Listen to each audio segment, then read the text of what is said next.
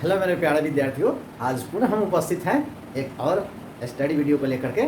आज हम लोग बायोलॉजी के चैप्टर जो है वो परिवहन हम पढ़ेंगे। आज ट्रांसपोर्टेशन, पौधों में परिवहन।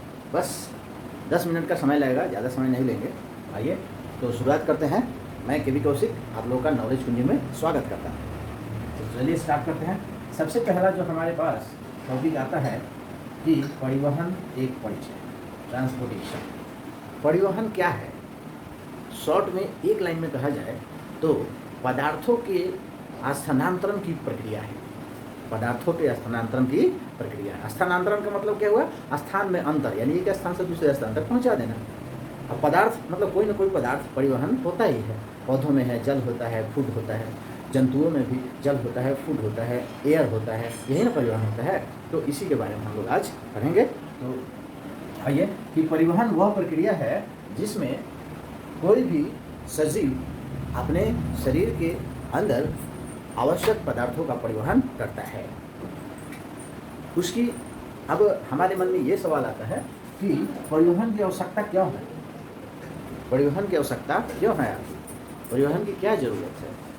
तो पौधों में या जंतु में एक कोशिकीय जीव जो होते हैं उनमें परिवहन का कोई आवश्यकता नहीं होती है, क्योंकि एक ही सेल में उनके सारे कार्य होते हैं। लेकिन हम लोगों के जैसे या बड़े बड़े पेड़ जो है, जो जटिल होते हैं, बहुकोशिकीय जीव होते हैं, जिनमें समस्त कोशिकाएं पर्यावरण के संपर्क में नहीं रह सकती है, इसलिए उन्हें विशेष तंत्र की आवश्यकता होती है जो उनके मेटाबॉलिक सिस्टम को पूर्ण करने के लिए आवश्यक पदार्थ को परिवहित करता है, ढोने का काम करता है।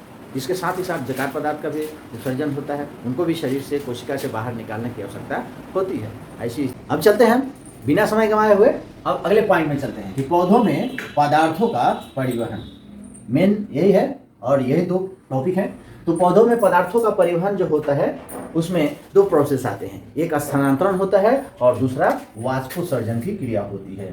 यह दोनों एक दूसरे के पूरक हैं, बोले तो सिक्के के एक दूसरे के पहलू हैं। पौधों में स्थानांतरण तभी संभव है जब वाष्पोत्सर्जन की क्रिया होती है ना। तो आइए हम देखते हैं कि पौधों में पदार्थों के परिवहन में कौन कौन सी भूमिका निभाता है। तो इसमें मुख्य दो हैं, जाइलम और फ्लोएम। इस जाइलम और फ्लोएम को वैस्कुलर बंडल भी कहा जाता है, समूहन बंडल कहा जाता है। समूहन में मुख्य भूमिका निभाते हैं, इसलिए समूहन बंडल के रूप में कार्य करता है। जाइलम को एक अन्य नाम वाटर कंडक्टिंग टिश्यू कहा जाता है, वाटर कंडक्टिंग टिश्यू कहा जाता है, और फ्लोएम को फूड कंडक्टिंग टिश्यू कहा जाता है।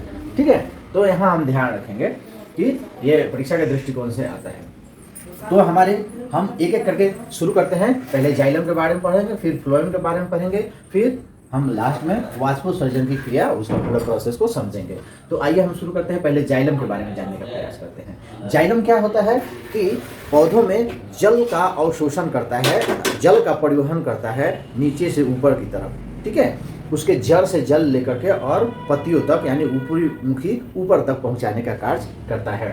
ठीक है, तो सबसे पहला चीज है कि जल का अवशोषण जड़ में होता कैसे है, ये पहला पॉइंट है कि जड़ में। तो जड़ में होते हैं हेयर रूट्स। जैसे मान लीजिए कि ये जड़ है और इसमें छोटे से हेयर रूट्स हैं। आप देख सकते हैं कि यहाँ छोटी छोटी ये मिट्टी के कण हैं और इसमें जल भरे हुए हैं।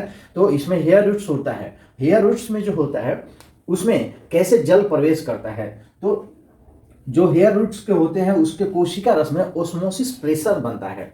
ओस्मोसिस प्रेशर के चलते जो मिट्टी के एयर होते, मिट्टी में उपस्थित जो वाटर होते हैं, वो उस जो कोशिका रस के अंदर जो ओस्मोसिस प्रेशर होता है, यानी परासरणी दाब, ओस्मोसिस प्रेशर यानी परासरणी दाब, तो परासरणी दाब जो होता है उस ज़्यादा होता है मिट्टी में उपस्थित जल के अपेक्षा।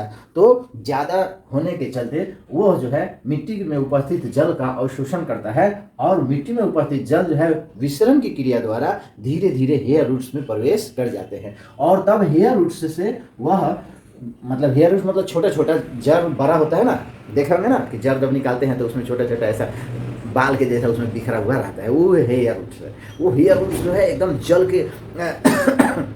जल को सोखने के लिए मिट्टी में जो है कण कण में घुसा हुआ होता है, गोतर गोतर बोलते हैं ना, गोतर गोतर घुसा रहता है और उसमें से थोड़ा जल करके लाके बड़ा वाला पाइप में डालता है, बड़ा वाला पाइप से जल में पहुंचता है। ठीक है, यहाँ आप समझ गए होंगे कि परिवहन जल का अवशोषण जो है किस प्रकार जड़ में होता है, और उसके बाद वहाँ से परिवहन जो है ऊपर की तरफ होता है। तो यह जैसे कि हम लोग जानते हैं कि पौधों में जल जब मिट्टी से खींचेगा यानी सोखेगा, तो ऐसी स्थिति में क्या होगा, मिट्टी से जब वो सोखेगा तो ऐसी स्थिति में जल में मिले हुए खनिज लवण यानी मिनरल्स जो पौधों के लिए आवश्यक है, नाइट्रोजन, फास्फोरस, मैग्नीशियम, जो खास करके मुख्य रूप से हैं, तो वो जो है वो पौधे के जल में घुलकर और प्रवेश कर जाते हैं। लेकिन वहाँ पौधों में जो जल प्रवाहित होता है वह आयन के रूप में जो हमारा मिनरल जाता है वो आयन के रूप में जाता है। तो जल मिनरल का स्थानांतरण जो है पत्तियों तक इस प्रकार किया जाता है, यह मिनरल एज आयन के रूप में जाता है। ठीक है, तो इसका परिवहन जाइलम से पौधे की जड़ तक कैसे पहुंचता है, यहाँ पर यह सवाल आता है कि पौधों में उपस्थित जो जड़ में जल रहते हैं, जो मिनरल युक्त होते हैं, वो पत्तियों तक कैसे पहुँचते हैं। इतने लंबे लंबे पेड़ होते हैं वहाँ पे, वो कैसे पहुँचते हैं। तो वैसी स्थिति इसको हम पढ़ेंगे वाष्पोत्सर्जन की क्रिया में कैसे पहुँचते हैं। इसके आगे हम थोड़ा सा फ्लोएम पर चर्चा कर लेते हैं, फिर बाद में हम उसको लेकर के चलेंगे। तो फ्लोएम में हम आते हैं कि फ्लोएम में जो होता है चालनी नलिकाओं के द्वारा, फ्लोएम का क्या कार्य है, पहले ही बताया गया था कि फूड कंडक्टिंग टिश्यू है। फूड कंडक्टिंग टिश्यू यानी जो प्रकाश संश्लेषण की प्रक्रिया जो भोजन का निर्माण होता है उसका यह परिवहन करने का काम करता है। यानी जल जाने का अलग रास्ता होता है और भोजन जाने का अलग रास्ता होता है। जैसे हमारे शरीर में होता है ना कि शुद्ध ब्लड जाने का एक अलग रास्ता होता है, अशुद्ध ब्लड शरीर से अधिक होती है और जिसकी सांद्रता कम होती है, तो अधिक से सांद्रता से ज़्यादा कम सांद्रता की तरफ पदार्थों का गमन होता है। किस प्रकार गमन होता है इसको समझेंगे कि पत्तियों में जो है आपको पाया जाता है, पत्तियों के ऊपर जो है ओस्मोसिस ग्रेडियंट पाया जाता है, परासरणी प्रवणता का निर्माण होता है, और उससे सटे हुए जो जाइलम होते हैं उसमें ओस्मोसिस प्रेशर जो है हाई होता है। ठीक है, ओस्मोसिस प्रेशर हाई होता है और उसमें पत्तियों में जो है हाई होता है और जाइलम में जो है लो होता है। ऐसी स्थिति में जो भोज्य पदार्थ होता है वह ओस्मोसिस प्रेशर के द्वारा जाइलम से पत्तियों में प्रवेश करता है। ठीक है, तो भोजन उसके द्वारा प्रवेश करता है। तो जहाँ पे पर भोजन आ रहा होता है, जहाँ पे सांद्रता अधिक होती है उसको हम कहते हैं संभरण सिरा यानी सप्लाई एंड। ठीक है, और जहाँ पे वह सांद्रता जिसकी कम होती है उसको हम कहते हैं कंजम्पशन एंड ना, कंजम्पशन एंड यानी उपभोग सिरा। ठीक है, जैसे अधिक सांद्रता से कम सांद्रता की तरफ गमन हो रहा है, तो ये इधर से इधर आ रहा है, तो ऊपर वाला जो है हमारा क्या हो गया, ऊपर वाला हो गया सप्लाई एंड, और नीचे वाला कंज्यूम कर रहा है तो कंजम्पशन एंड यानी आपका हो गया उपभोग सिरा। तो ऊपर से नीचे की तरफ स्थानांतरित हो जाता है, और इस प्रकार जो है पौधों में भोजन का स्थानांतरण फ्लोएम के द्वारा होता है और जल और खनिज लवण का स्थानांतरण जाइलम के द्वारा होता है। तब यहाँ पे यह सवाल अब हमारे मन में आता है कि जल का स्थानांतरण कैसे ऊपर की तरफ होता है। फिर हम आ जाते हैं वहीं पॉइंट पे, वाष्पोत्सर्जन पे, कि उसमें तो कोई मोटर लगा नहीं है, उसमें कोई पंप लगा नहीं है, कैसे जड़ से पानी जो है ऊपर की तरफ पहुंच जाता है। तो इसमें हम थोड़ा सा पहले बताए थे कि स्टोमाटा जो होता है पत्तियों में, उसमें द्वार कोशिकाएं होती है, जल के द्वारा संतुलित होती हैं, वो जल उसमें भरता है तो वो फूल जाता है, फूल जाता है तो खुल जाता है, और खुल जाता है तो भाप बाहर निकल जाता है। जैसे ही भाप बाहर निकलता है ना, यानी पौधे के अंदर उपस्थित जल, पौधे जितने भी जल जड़ से खींचते हैं, याद रखिएगा कि पौधे जितने भी जड़ से जल खींचते हैं उसका 90% जल जो है वो वाष्पोत्सर्जन में छोड़ देते हैं, 10% ही वो अपने लिए इस्तेमाल कर पाते हैं।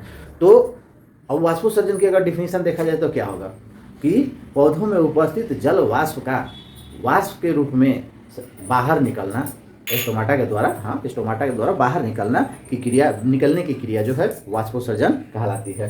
ठीक है, तो वाष्पोत्सर्जन अब यहाँ पे आता है कि वहाँ पे टर्जिडिटी जो उत्पन्न होती है, जैसे हम परासरणी दाब बनता है ना कम ज़्यादा प्रेशर से। अब ये कम सांद्रता से अधिक सांद्रता की तरफ गमन जो होता है, जरा इसको एक बार ठीक से समझेंगे उदाहरण के हिसाब से।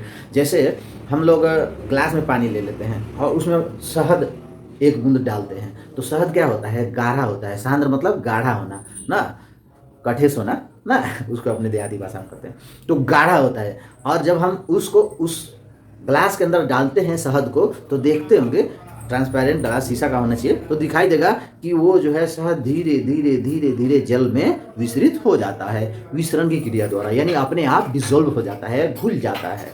तो क्यों घुल गया? क्योंकि उसकी सांद्रता अधिक थी ना, तो कम अधिक सांद्रता से कम सांद्रता जिधर थी उधर गमन हो गया। इन द सेम प्रोसेस हाँ हमारे पौधों के जड़ों में भी यही होता है, और वहाँ जल जो है जड़ में प्रवेश कर जाता है, और पत्तियाँ जो होती हैं वह हमारे परासरणी दाब के चलते उसमें कंटिन्यूटी फ्लो जो है बना हुआ रहता है। एक तरह से कहा जाए तो चूसन की क्रिया होती है। ये खुलता है, पानी निकलता है, फिर बंद हो जाता है, तो वो जगह खाली होता है, उसको भरने के लिए लिक्विड फिर ऊपर से नीचे से ऊपर की तरफ चढ़ता है, फिर ये कंटिन्यूटी नीचे की तरफ चलते चलते चला जाता है, और यह प्रक्रिया जो है जड़ तक होता है ना। और जड़ तक होता है तो फिर धीरे धीरे ऊपर चलते चला जाता है। कैसे हम लोग बोतल से अगर उसमें हम एक सिक लगा करके पानी या कोई कोल्ड ड्रिंक खींच रहे होते हैं, तो हम उसके अंदर की हवा को खींच लेते हैं। अगर हम खींच के ऐसा छोड़ दें तो क्या होगा? लिक्विड वन नीचे चल जाएगा, है कि नहीं? लेकिन अगर उसको हम खींच रहे हैं तो उसका प्रेशर हम रोके हुए हैं, तो चूसन की क्रिया यानी हम चूस रहे हैं, ऐसे चूस रहे हैं, तो ये क्या होता है? खुलता है, हवा निकला और ये बंद हो गया। बंद होने से क्या, वहाँ प्रेशर क्रिएट होता है, उसको भरने के लिए नीचे से प्रेशर फुल करते जाता है। वैक्यूम रह नहीं सकता तो वो भरते चला जाता है। इस प्रकार की क्रिया होती है। तो आपको यहाँ भी समझ में ये आ गया ना। और ये वाष्पोत्सर्जन होता है। ये आता है कि जैसे आप तो समझ गए कि जाइलम में किस प्रकार जल जो है ऊपर की तरफ जाता है। फ्लोएम में जो स्थानांतरण होता है वो किस तरह का होता है? क्योंकि पत्तियों में खाना बनता है, सभी जड़ तो खाना बनाते नहीं है, तना खाना बनाता नहीं है ना, जिसमें प्रकाश संश्लेषण की क्रिया हुई वही खाना बनाएगा। तो नवीन जो ब्रांचेज होते हैं, शाखाएं होती हैं, वो भी हरा हरा होता है, तो वो खाना बनाने का काम करते हैं। तो लेकिन जो खाना बनाने का काम नहीं करते हैं उनमें भी विकास हो रहा होता है, उनमें भी वृद्धि हो रहा है, उनको भी भोजन की आवश्यकता होती है, जड़ में भी भोजन की आवश्यकता होती है। तो ऐसी स्थिति में यह फ्लोएम जो है वो भोज्य पदार्थ को कैसे ढोके ला जाता है? तो उनको ऊर्जा की जरूरत होती है। पौधों में भोजन किस रूप में संचित रहता है? तो सुक्रोज के रूप में संचित रहता है, फूड एज ए सुक्रोज। ठीक है, तो ये एग्जामिनेशन की दृष्टि से बहुत ही इंपॉर्टेंट है। पौधों में भोजन किस रूप में संचित रहता है? तो सुक्रोज के रूप में होता है। और पौधों के स्थानांतरण में किस चीज़ की जरूरत होती है? एनर्जी की जरूरत होती है, ट्रांसपोर्टेशन ऑफ फूड। ठीक है, और एक अब हम वाष्पोत्सर्जन को समझ लेते हैं, फिर बाद में हम समझेंगे जाइलम और फ्लोएम में डिफरेंस क्या हुआ। आप जाइलम को बता दिए, फ्लोएम को बता दिए, तो डिफरेंस तो आप भी निकाल सकते हैं, लेकिन एक थोड़ा सा हम प्रकाश उस पर डाल देंगे। तो वाष्पोत्सर्जन की जो क्रिया होती है उसमें पौधे जो भाप निकालते हैं, वाष्प निकालते हैं, जल जो निकालते हैं, अपने जीवन काल में एवरेज अपने वजन का लगभग 100 गुना वाटर जो है बाहर निकालते हैं ना। तो आप लोग जानते हैं कि पेड़ पौधे लगाने से बारिश होता है, तो वो वेपराइजेशन की क्रिया करता है, जमीन से जल को ऊपर छोड़ देता है, ऊपर जाता है, ठंडा होता है, फिर बारिश होती है। इसलिए कहा जाता है कि पेड़ जो है बारिश लाता है। ठीक है, तो हम आगे चलते हैं। क्या पत्तियों में परासरणी दाब होता है ना। अब हमारे लिए एक और इम्पोर्टेंट है कि वाष्पोत्सर्जन का महत्व क्या है पौधों में। तो आप समझ गए होंगे कि महत्व क्या है ना। महत्व ये है कि पौधों में जल खनिज लवण के स्थानांतरण में सहयोग करता है।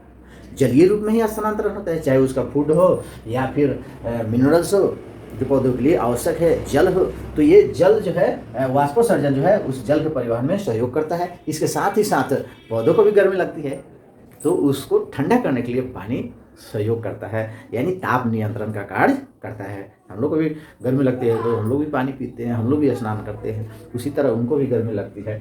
ठीक है, अब हम यहाँ पे अंतर थोड़ा सा समझ लेते हैं। लास्ट पॉइंट है कि जाइलम और फ्लोएम में अब अंतर क्या हुआ था। जैसा कि आप जानते हैं जाइलम डेड होता है, जाइलम की जो कोशिकाएं होती है वह डेड होती है ना, यह ऊतक है, टिश्यू है, और यह वाटर और मिनरल को ढोता है। तो जैसे जाइलम अगर डेड होता है तो फ्लोएम डेड नहीं होता है, एलिव होता है, यानी वो जिंदा होता है। इसलिए वाटर और मिनरल का यह जो है जाइलम स्थानांतरण करता है, तो ये फूड का करता है। तीसरा अंतर हम बता सकते हैं कि जाइलम में जो होता है ऑफवर्ड मोशन होता है, नीचे से जल सिर्फ ऊपर पहुंचा देता है, बस उसका वही काम है, ऊपर पहुंचाने का ही काम है, यानी यूनिडायरेक्शनल यह एक्शन करता है ना, एक दिशीय परिवहन में भाग लेता है। जबकि फ्लोएम जो होता है वह द्विदिशीय कार्य करता है। ठीक है, यानी यह भोजन को ऊपर की तरफ भी ले जाता है और नीचे भी लेकर के आता है। तो फ्लोएम में क्या होता है? बाई डायरेक्शनल मोशन होता है। ठीक है। और इसी के साथ ही इस पौधों में परिवहन जो है समाप्त हो गया। अगले वीडियो में हम आपको लेकर के आएंगे जंतुओं में परिवहन और अपने हृदय की संरचना।